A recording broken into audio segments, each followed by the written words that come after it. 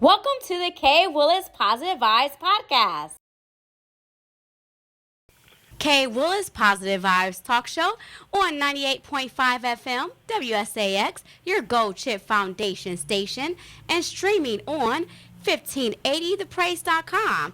And it's a pleasure to have, and thank you for coming on the show today, Doug Patterson III, which I call him Uncle Doug. He was born on March 9th, 1950 in Cleveland, Ohio, to Douglas and Bernice Patterson, and graduated from Glenville High School in 1969.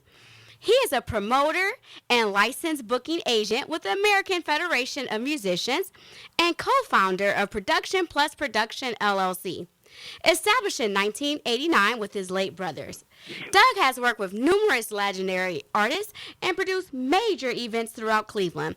In addition to entertainment, he has over 40 years of experience in boxing as a promoter and officiating on major platforms like ESPN. He also played semi-pro football as a defensive back and served as a wrestling official for 25 years. Doug is a proud father, grandfather, and great-grandfather who continues to leave a lasting impact on his community. So thank you so much for coming on the show. You're welcome. Thank you. I appreciate you, and thank you for all of the work that you have done in the industry and also for Cleveland, Ohio. Oh, thank you. Yeah, so shout out to Cleveland, Ohio. So speaking of it, what was it like growing up in Cleveland for you? Well, once you got used to Cleveland, it's kind of hard to get away. I was offered to move to other places a lot, like in Florida and Vegas and Texas, and I turned them all down because I just got used to the environment in Cleveland. Don't like the weather all the time, but then you get used to it, so it was okay. And I met a lot of good friends here in Cleveland, so every time I try to get out of it, I get talked out of not doing it, so I just stayed. Okay. So how has Cleveland help impact you and make you into the person you are today? Well, what actually happens when I do stuff like that is just what I want to give to my city and give back. And once I learned what I wanted to do with the city, you get kind of used to it because now you know everybody in the city. In fact, I think if I left the city, they'd probably get teed off at me. Mm-hmm. So I just said, okay, I'll stay here and develop. Okay. Now, what inspired you to get into promoting and booking events? How did that happen? Well, that's a long story to get involved with booking. I used to sell cars, but the main thing is I got hired in an employment agency. They used to call us headhunters. Okay. In the employment industry, as I got involved with sales, I became pretty successful in matching job skills. I was ranked pretty heavy in the region, and I got recruited after being in it for about 10 years. Another company came along, and they recruited some of our staffers, and they told them to go get me. Mm. So they recruited me and offered me more money. I was in the technical field, but I messed up because I had forgot being with them for 10 years. I was recruiting electronic technicians, which is my specialty. And they said, no, we want you to go after engineers. What you look at as an associate degree compared to a bachelor's degree. And I said, oh, that's different. That's an engineer, not an electronic technician, because where I worked at, you had the electronic division, you had the manufacturing division, you had the engineering division. So I'm thinking, okay, I was placing electronic technicians, even though I'm one of the top guys. They giving me twice as much money, and I'm going at the engineers instead of electronic techs. Wrong. They brought up to sue me because I had signed a non-compete. I forgot I did that.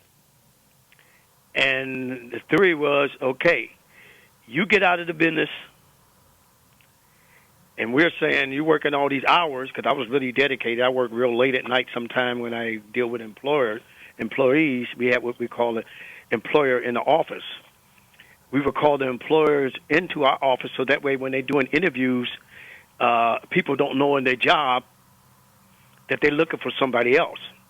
And when we bring them in our office, they get a chance to interview multiple candidates back to back to back. And the ones that they really were interested in, they called them to their facility. So that worked out pretty good because I had companies come in like NCR, American Electronic Companies. They were all coming in and, stuff like that, Chrysler, Ford. But when I went to the other company, not realizing I signed that non-compete, I had worked so many hours because when we come into the office, they usually come in the office in the evening times after work. The supervisors or the directors or the presidents or whatever, they'd come after work. So after work, I would take them to dinner. That's a long day because I might have went out to the manufacturing company early in the morning before they get started, like 7 o'clock in the morning. If I go out to Ford or Chrysler to find out what this person's position would be, I could be 7 o'clock in the morning, and then if I take them to dinner later on that night, another company, I'm not getting home until 10. I just got tired of working all them hours. So when they sued me for non-compete, we sued them back, said, but look what you're paying him base salary based on all them hours he working. You owe him too. Wow. So it became a stalemate. They said, okay, we owe you, you owe us. If you get out of the industry, we good. So I said, all right, I get out of the industry. I said, now what I'm going to do, I can't get back in the industry. But I knew I liked the sales and insurance and stuff. I said, you know what? I need a car. Well, if I go sell some cars, I get a company demo. So I started selling cars, and I had a company demo all the time, so I didn't have to worry about buying a car. Well, being in that industry, I did very well. Again, I sold Cadillacs. Well, I started selling Chrysler first. And that's when they had the Cordobas and the Valoris. And right across where I worked at in Cleveland, right across the street was Cadillacs. I was like, man, I want to be over there. I get this darn Duster or Valori for a demo, and their salesmen getting Cadillacs. Wow. Big Cadillacs. I said, shoot, I need to get over there. Eventually, I interviewed over there, and I got hired over there selling Cadillacs. And then I became the floor supervisor at the Cadillac, and I came up with creative ideas to sell cars and stuff like that. But again, there I am back in all these hours that I'm working. Because once I'm working, I'm dedicated to that job, period. Right. If I worked the auto show, I sold cars at the auto show. Back then, you couldn't sell cars at the auto show. You had to bring them back to the facility. That was tough. Because people used to have what you call bait and switch, right? Bait and switch means you got a car that you know is sold, but the person doesn't know it's sold, when they come to the dealership and find out they don't have that car, you switch them to something else. That became illegal. So you got to take them back to the dealership. So I'm ushering at my church. I said, how did I get these people with the Cadillacs or people to buy cars? So I came up with ideas. I said, I know. I'm coming up here on a Sunday. I'm already in a suit because I'm an usher. Right. I used to sit in the yard and watch the people, because people with money would always come on Sundays in the evening with their families, right? Because they didn't want to be around salesmen. So I like, yeah, why not do that? So I just sat out there with McDonald's, reading the sports page, whatever, and people would come actually in the evening time to look at the Cadillacs. And I wait for a minute, and I get out the car and talk to them, talk with the whole family, and they start liking you. And then you schedule them to come back in, and it worked. So that was pretty creative. And I just got creative selling cars. And what got me out of selling cars was, I was ranked pretty high in the region. I sold cars. I sold Rolls Royces. I sold Mike Tyson his Rolls Royce, Don King his Rolls Royce, and Don King's wife, Henrietta, their Rolls Royce. Wow. And they said, wow, you doing all this thing. You ranked in the top 50 of the region, but you're still doing your entertainment. And I'll tell you how I got into entertainment. That's because when they told me to get out of the industry, I said, look, if they don't want me to match jobs in the industry, I love matching positions. What can I do? And I thought about it. I said, where can I do? And I forgot, me and my brothers were talking. I said, what if I find jobs for for people in the entertainment industry. That's different, but it's the same concept. Right, right. Why don't I do that? So my two brothers said, yeah, let's do that. What are we going to call it? Let's call it Patterson, Patterson, Patterson. And I thought about that, and I said, no, that's hard to remember. Why don't we just go PPP? I said, nah, that sounds like PP.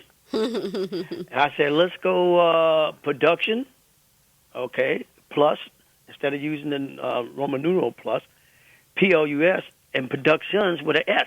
So we do production plus productions, and we find jobs for performers. Love it. And then I say, let's go LLC. So that way we're legit. So we would match jobs and make a long story short to keep it going. And they call me because I started putting on events and get creative because I was already creative in the car industry because when they went from the rear-wheel drive, which is the big Broms, to the front-wheel drive because they slashed them Cadillacs in half. Because remember, they were big cars. They was long, yes. They were long. And so when they cut them down to go from the rear-wheel drive to the front-wheel drive, people didn't want to buy them cars because they were used to them big cars. And they said, how are you going to do this? Now they want to. I said, look, here's what we're going to do. I told the manager, I said, we're going to put nothing but Eldorados and Sevilles, the short ones, on the showroom floor. We're going to put a fifth wheel on the back, put a classic Rolls Royce reel on the front. Okay. Put the mock top on the top and put the gold package on it and Vogue tires with the gold, and that looks good on the showroom floor. And the only car they're gonna see on the showroom floor because it looks nicer than the lights is them. You could put the old cars, the Broms and all that, put them out in the parking lot. So they got to go out there and look at them, and it worked. It sold. So they're like, wow, that was a pretty good idea. I said, man, I'm pretty good at matching stuff. So let's. So I sold just about every minister or bar owner a Cadillac. Wow. Wayne Embry from the Cavaliers. I got pretty creative. And I like, oh, this is working. But I'm still working on these darn hours. At 10 o'clock. Yeah, 10 o'clock and Saturdays. And they say, well, Saturday's a good one because you can get in retail sales, and that's what we do. I said, that's why I don't want to work on the retail because I don't want to work Saturday. I want to be a wrestling official, either a boxing referee, and those happen on Saturday. Right. So I have a whole weekend to do that. And so they said, well, you get a brand new Cadillac. That time, being a supervisor, I got a new Cadillac every 3 or 4 months. I just go pick what I want. I was smart enough to say, when my sales are down, I ain't saying that because we have to be out of the cars before it gets 6,000 miles in order for the warranty to continue. So when they get to about 5,400 miles, I started looking, because when they first gave me a new Cadillac, they would go give me what they wanted, which is a stripped-down Cadillac, which still had a lot of stuff on it because it was a Cadillac. I said, I know what I'm going to do. I'll sell 4 cars this week, and then I'll go pick out my own car. What they going to say? Nothing. Right, right. So I did it. They'll say, you got 100 miles on your Cadillac? Okay, but let me pick you a car. I said, I already picked a red one. Right? I'm ahead of you. I'm ahead of you. So what I would do, every time I sold a car to somebody, to make them my complete customers, I would always, back in them days, you had them flip cars. You didn't have all this computer stuff they got now. And on the flip cards, I would put everybody's birthday that they bought a car. I would always call them every 3 or 4 months, hey, how you doing, everything. And they would always call me when they had to bring the car in for service. So I would go to all of my service technicians, and every month, back out there where I worked at, they wasn't used to, like we call shoulder sandwiches. I don't know if they had that in Columbus or whatever. That's a barbecue shoulder with the barbecue sauce and coleslaw. And they were like, whoa, this is good. So when I have a good week, I would go buy all my mechanics that worked on my customers' cars once a month. I would buy them food for their lunch, so they became my friends. So now I got all the mechanics and my friends that would help on the car. So when I tell a customer to come in for service, I said, just don't come in for service. Call me, and I'll meet you back there. Because most service things, you just go back there and get your car serviced. You didn't have a rapport. Right. But I had rapport to my customer because I said, call me when you come. And I would go back to my mechanics, and my mechanics would work with me because they knew I'd buy them food. So they liked that. They say, man. So when I send them a card, every year they had a birthday, they were like, how'd you remember my birthday? Because I looked at my Rolodex, and sing in March on this one. At the beginning of the month, it'd be March. So I looked into March. I said, oh, here's whose birthday's in March, based on me filling out the information. So, again, I get creative, but I always get creative. I don't copy people. I always get creative, even no matter what I did. I mean, I could sit here and tell you creations forever, and we'll be on the phone forever, and that's not what I want to do. But I started getting creative about what I want to do. My theory was we don't copy. We're originators, not the duplicators. Okay. That's always been my theory. I don't copy you. Your value is high when you got something unusual and you just make it work. Yes. And so I became creative of what I did. Because I ended up selling radio time with a company called WJMO. So when I got with WJMO, I got creative. And I would always give extra, at a customer, I'd always give them an extra commercial if they did good. Mm. In other words, if you got a barber shop, I made sure you got an extra commercial in there.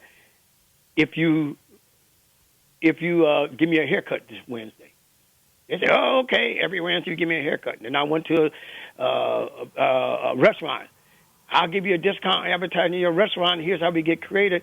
You got to give me food every Thursday. Mm-hmm. And I go to another restaurant and do the same thing. So every week, I had a restaurant feeding me or get my hair done or whatever. And so the sales manager said, well, you got to split that with other salespeople. No, I'm not. I'm not split. They need to get their own thing, okay? I'm doing all the work, and then you want me to split. He said, we're a team. Well, then they need to get their own stuff. But anyway, that made me get creative. So once I got creative with that, one guy, Motown came to Cleveland. Wow, and they Motown? said, Motown came to Cleveland, and they said, we want to run a talent, Andre Garrell. He said, we want to run a talent, looking for talent in Cleveland. Mm-hmm. And so the guy they went to named Jim Buchanan said, I don't do that. That's more Patterson stuff. And he called me, he said, hey, man, Motown's coming to Cleveland, the Vales, and they want you to, why don't you take this thing and make it work? I said, oh, really? I said, okay. So I came up with a system. They said they usually have about 120, 110 auditions or under. Okay. I got them 185. 185 auditions. They said, how'd you do that? I said, I had a system going. They said, what do you do? I know that most of the time when people came there, they had a couple things they did. Number one, they always got their parents or their managers. My theory was, look, it ain't nothing your parents can do at this point. Either you got it or you ain't got it. So therefore, are you queued up? Most people, when they come to audition, they're not queued up. Back in them days, doing that stuff, they're not queued up. You got to take time to find the song they want to sing. Right. And I'm like, we ain't doing that. We're going to give you a number when you're in the line, and we're going to zigzag the number instead of straight out the door. Cause way out the door, take you way down the street. We're going to zigzag like the ants do. They zigzag, and we're going to give you a number. And when you get out of line, I want you to go over to that sound DJ, and he can cue you up on the song that you're going to perform. Okay. Now, I'm going to honor your parents or your managers. We're not going to take nothing from you because that wouldn't be right because I know you're here for them. What we'll do, we're going to give them a number. They was like, well, we'll lose our spot. No. Whatever number you got, that's the spot you get back into once you get your music cued. So they're like, oh, okay. Now, as far as your parents, what we're going to do for you, we're going to have your tape done, and you're going to sit in the audience while they audition. And while they're auditioning, you can sit there. But when their audition is over, you got to leave because otherwise everybody's in here and it's getting too packed. Mm-hmm. So once they got the audition, you go over there and you get their music and you exit out that door. Because you got to remember, sitting here, you at least sitting there 45 minutes to an hour. So it ain't like we took everything away from you. So you're seeing the other people. They said, okay. So I got creative with that again. So then I said, you know what? This is starting to get interesting. I said, I told another guy, you MC the show, and if they sound good, you let them go on. And if they don't sound good, next. Right. They can get up there, next, and you cut them like that. And then when they get through, you give them their You tell them to go over to the DJ or tell their parents and management to go over there and pick up their DJ and exit because they've been sitting there for a while. Mhm. So now I'm trying to figure out, okay, how we want to do this. You got two different ways. You got a singer. Now, okay, when you get singers, you got something, when people start singing, usually they can hit that first note. Everybody can hit that first note because you're like, ooh. And then after that, good luck. Right. They go all off key and everything because they try to duplicate the artist. If they trying to do a Whitney and stuff, they could say, okay, they could do that. But what about in the first hook? How long are they going to last? Right. So they either can go out there. This is before they had, what's his name? The little short guy to do the gospel. Kirk Franklin? Kirk Franklin, okay. Because we had some people from Pittsburgh. They did like a Kirk Franklin. But this young lady came up to me and she said, Doug, how should I come out? Should I come out? And I said, Altrina could sing her behind out. How should I come out? Should I come out with the microphone in my hand? Or should I come out and pick it up out of the stand that it sits on, right? Mm-hmm. How should I come out? Now, I know she could sing.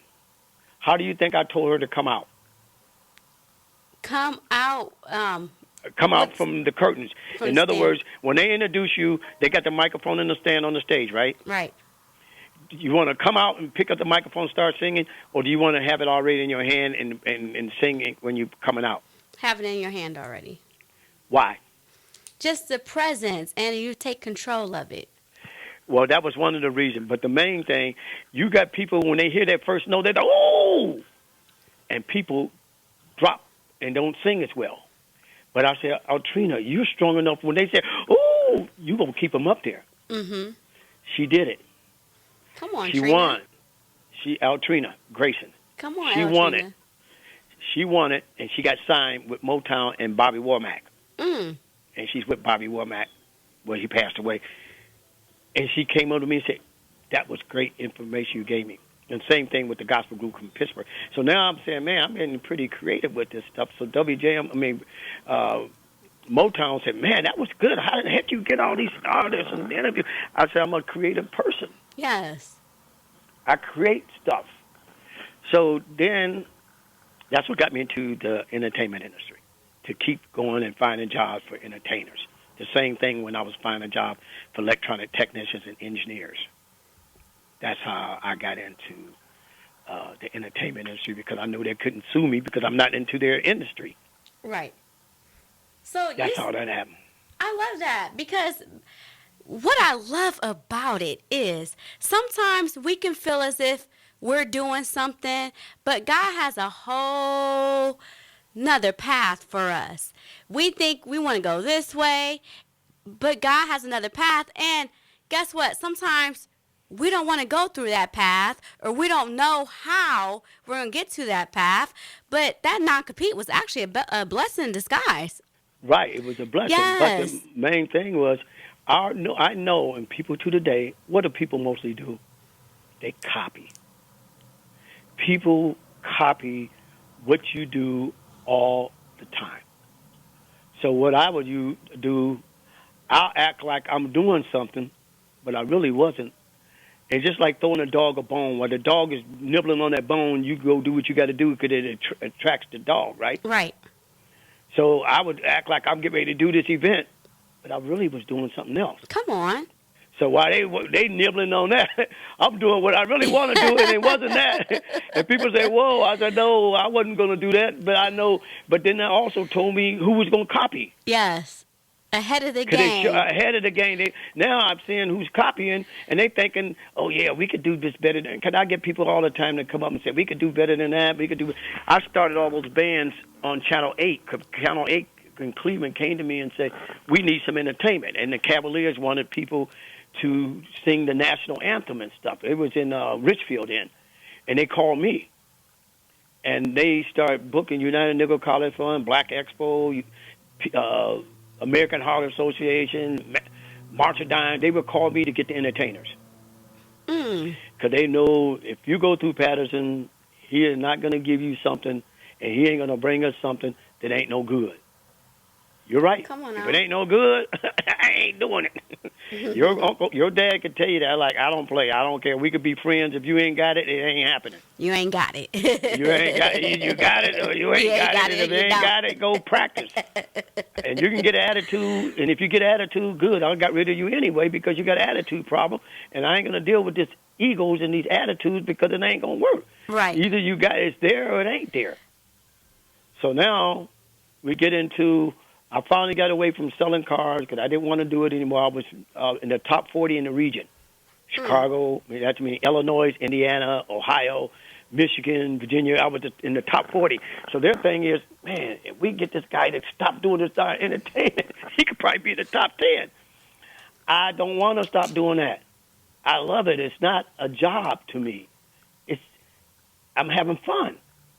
And anytime you're having fun or something you're doing, it ain't a job. Because you're going to do it because that's what you love to do. I try to tell my grandson, when you find what you want to do and find that niche, ain't nobody got to tell you to keep doing it. You're going to do it because that's you enjoy. Same thing with you, Kay. If you like what you're doing because that's what you love to do. It ain't a job. Right. It's I love it. So you got to find. I told my grandson, it might take you a while to find it, but you'll know when you find it. Absolutely. It'll happen. And speaking of that, Speaking of that, what you find, when you find what you want to do is not a job, we are going to go ahead and go into part 2 pretty soon. But before we do that, how can we reach you? 216-200-9813 is my business number. All right. I don't have them calling my house, my personal number. No, I ain't doing that. I know that's right. And then what about your social media platforms? What do you mean? Do you have like your YouTube and? I did have all that, okay. But what happened was I got sick doing fights, and I was going to tell you how I got into the boxing industry. I got sick doing the boxing. I caught COVID pneumonia. Mm. And when I caught COVID pneumonia, it took me out for a long time. But before I did that, I was having problem when I was married, and I was going through problem with the ex, and they told me in order to stay in this industry, because you don't want her coming in and grabbing all the stuff you've been doing, you need to get out of the industry for a while, so that way they can't come back and claim all this work you done. Okay, so that's under construction right now. Right, so I stopped. I had it. I mean, there's still some stuff online right now. I had it with my own TV show, which I'm getting ready to start back now. And Heineken's found me. That's a different story. And they said, you need to get back in the industry because when you did your shows, you had over 2,000 people there that follow you. Okay. So we're going to get back. We're going to get back into that. But for me, if you want to sponsor the show, we are more than happy to welcome some sponsors. You can email me at kwillispositivevibestalkshow@gmail.com. And once again, thank you, Uncle Doug. But we're going to get in part 2 really soon. And thank you for tuning in to the K. Willis Positive Vibes Talk Show on 98.5 FM WSAX, your Gold Chip Foundation station, and streaming on 1580thepraise.com. Please like, share, and subscribe to the K. Willis Positive Vibes podcast. Thank you for tuning in to the K. Willis Positive Vibes podcast. Please order my book, The Principles of Overcoming Life's Obstacles, a 31-day journey to positive living, available on Amazon.com. Until next time, stay positive.